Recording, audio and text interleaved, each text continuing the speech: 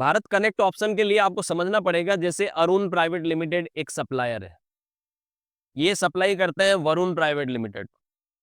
Varun private limited Tarun private limited को supply करते हैं। ये भी जीएसटी में रजिस्टर्ड रेगुलर टैक्स पेयर है, ये भी जीएसटी में रेगुलर टैक्स पेयर है, और ये भी जीएसटी में रेगुलर टैक्स पेयर है। आप सबको पता होना चाहिए, जब दो रजिस्टर्ड पार्टियां आपस में डील करती है तो ऐसी सप्लाई को हम B2B सप्लाई करते हैं। तो यहाँ पर आप देख सकते हैं ये B2B सप्लाई है। अरुण द्वारा वरुण को की जाने वाली सप्लाई भी B2B और वरुण द्वारा तरुण को की जाने वाली सप्लाई भी B2B। अब इसमें क्या हो सकता है, अगर आप भारत कनेक्ट ऑप्शन यूज करते हैं, मतलब इस केस में क्या होना चाहिए, सारे जो कंपनियां हैं, जैसे यहाँ पर तीनों पार्टियां हैं, अगर तीनों के पास टेली के लाइसेंस यूजर है, तीनों टेली का लाइसेंस होल्ड करते हैं, अगर तीनों के पास टेली का लाइसेंस वर्जन है, तो तीनों अपने आप को भारत कनेक्ट ऑप्शन से एक बार लिंक कर दें।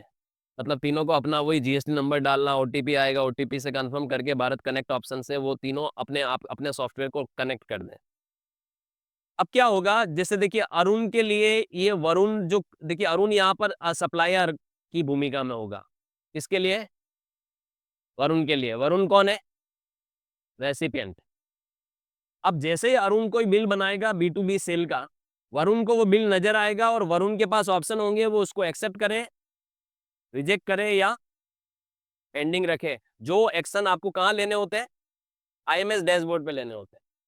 और ये एक्शन लेने से ही ये तय होगा कि आपकी ये एंट्री GSTR 2B में और 3B में जाएगी कि नहीं जाएगी।